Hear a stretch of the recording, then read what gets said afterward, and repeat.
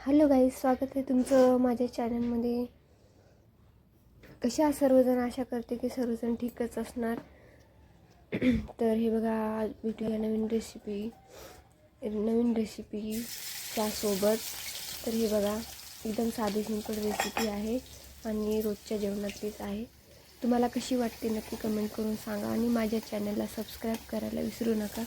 हे बघा, मी इथे कढाई ठेवली होती, त्यामध्ये 2 पळ्या तेल घालून घेतलेलं आहे. त्यामध्ये अद्रक लसूणचा पेस्ट घातलेला आहे, तर कोथिंबीर पण घालायची आहे. छान असं भाजून घ्यायचं आहे. अद्रक लसूण आणि कोथिंबीर छान अशी भाजून घ्यायची आहे. भाजल्याच्यानंतर आपण मसाले घालून घेऊया. तर हे बघा, अशा पद्धतीने छान भाजून घेतल्याच्यानंतर लालसर लसूण अद्रक होईपर्यंत भाजून घ्यायचं आहे. त्यामध्ये आपण आता लाल मिरची पावडर घातलेला आहे मी 1 मोठा चम्मच. तिखटवाला आहे हा, कलरवाला नाही आहे. आम्ही मिरच्या दळून आणूनच करतो. हळदी पावडर पण घातलेला आहे अर्धा चम्मच. चिकन आणि मटन मसाला 1 चम्मच घातलेला आहे. मी चिकन आणि मटन मसाला कोणत्या पण भाज्यांना वापरते, असं काही नाही आहे. खूप छान भाजी बनते आणि पण खूप टेस्टी लागते. तर अशा पद्धतीने बघा, मसाले घालून घेतलेले आहेत. यामध्ये आता शेंगदाण्याचा कूट घालून घेणार आहे. 3 ते 4 चम्मच शेंगदाण्याचा कूट करून घेतलेला आहे मी. अशा पद्धतीने ते पण घालायचं आहे. मिक्स करून घ्यायचं आहे छान. आणि छान मिक्स केल्याच्यानंतर आपण यामध्ये थोडंसं गरम पाणी घालून घेणार आहोत.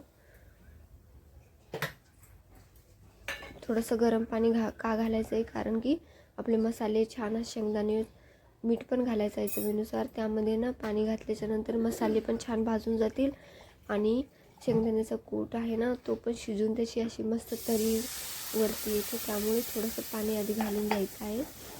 अशा पद्धतीने थोडंसं गरम पाणी घातलेलं आहे मी. तर आता बघा, हे बघू शकता तुम्ही, छान अशी तरी सुटेल. तेल सुटल्याच्या नंतरच ना आपण यामध्ये हे आपलं वांगा आणि बटाटा घालून घ्यायचा आहे कापून घेतलेला.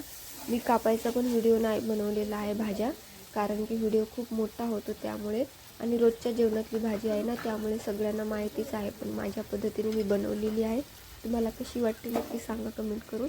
तर हे बघा, लांब लांब असे कापून घेतलेले आहेत मी आलू आणि बैंगन. तर बघू शकता तुम्ही, इथे मस्त आपली भाजी छान अशी दिसत आहे. दिसायला पण खूप टेस्टी आणि खायला पण खूप टेस्टी लागते. लग्नामध्ये तर अशीच भाजी बनवतात. तर बघू शकता तुम्ही, कोण अशा पद्धतीने बनवते ते पण नक्की कमेंट करून सांगा.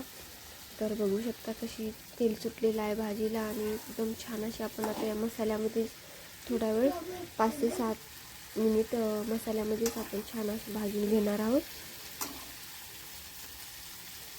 कारण की सगळे मसाले आपले वांगे आणि बटाट्याला छान मसाले लागतील. त्यामुळे आता मी यावर प्लेट झाकून ठेवणार आहे 5-7 मिनिट, म्हणजे थोडेसे वाफळून जातील आणि थोडेसे शिजतील पण.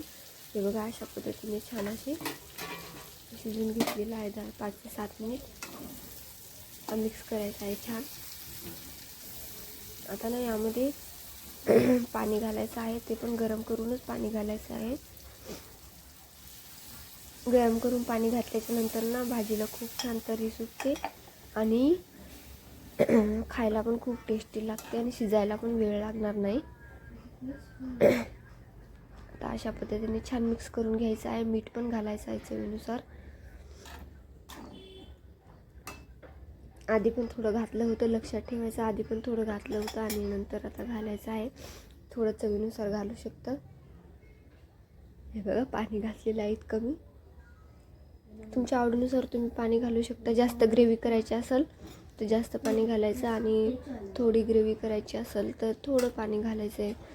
त्यामुळे मी इथे थोडीच ग्रेव्ही बनवणार आहे, त्यामुळे थोडं पाणी घातलेलं आहे मी. छान मिक्स करून घ्यायचं आहे. आता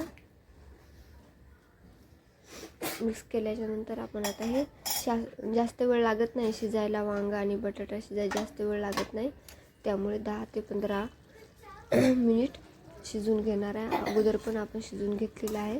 हे बघा अशा पद्धतीने बघू शकता तुम्ही किती मस्त आपली भाजी तयार झालेली आहे. आणि वांग आणि बटाटे पण छान असे शिजलेले आहेत बघा. खूप छान भाजी लागते. लग्नामध्ये अशीच भाजी बनवतात, तुम्हाला माहीतच असेल. तर ही भाजी तुम्ही भाकरीसोबत, चपातीसोबत आणि भाताबरोबर सुद्धा खाऊ शकता. थोडी जास्त ग्रेव्ही बनवायची तर भाताबरोबर पण खाऊ शकता. मग अशा पद्धतीने मी जास्त ग्रेव्ही बनवलेली नाही आहे. आमच्या इथे जास्त भात खात नाही बघा. कोथिंबीर पण घालायची आहे वरतून. आमच्या इथे जास्त भात खात नाहीत ना, त्यामुळे मी चपाती भाकरी बरोबरच खाणार आहे. त्यामुळे जास्त ग्रेव्ही बनवलेली नाही आहे. बघू शकता तुम्ही किती आपली भाजी टेस्टी दिसते. दिसायला पण किती छान लागते आणि दिसते आणि खायला पण खूपच टेस्टी लागते. तुम्ही नक्की ट्राय करून बघा. माझी रेसिपी एकदम साधी सिंपल आहे. तुम्हाला कशी वाटते नक्की कमेंट करून सांगा. आणि माझ्या चॅनेलला सबस्क्राईब करायला विसरू नका. बघू शकता तुम्ही किती मस्त आपली भाजी दिसते. तुम्हाला माझे व्हिडिओ कसे वाटतात नक्की कमेंट करून सांगा. आणि काय गलती झाली ते पण सांगत जावा. तर बघू शकता आपली भाजी तयार झालेली आहे आता खाण्यासाठी. शिजायला पण वेळ लागत नाही या भाजीला. एकदम झटपट पद्धतीने बनवण्यासाठी चांगली आहे. म्हणजे फटाफट जर काय बनवायचं असेल तर ही भाजी अशी बनवू शकता. थँक्यू.